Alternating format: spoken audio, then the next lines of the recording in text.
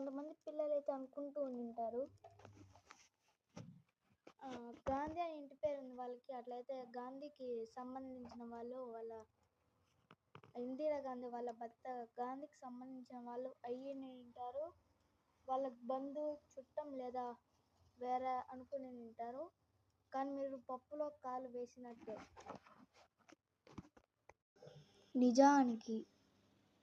నిజానికి మన ఫిరోజీ గాంధీ గారి ఇంటి పేరు గాంధీ, కానీ అది 1930 అనుకుంటా. గాంధీ గారు ఉద్యమంలో వాళ్ళు పాల్గొంటున్న మహాత్మా గాంధీ గారి స్ఫూర్తితో తన ఇంటి పేరు గాంధీ అనే పేరుతో కాస్త గాంధీ అనే పేరుని అయితే ఇంటి పేరు అయితే మార్చుకున్నారు గైస్. ఈ సమాచారం మీకు నచ్చినట్లయితే లైక్ చేయండి, సబ్స్క్రైబ్ చేయండి గైస్.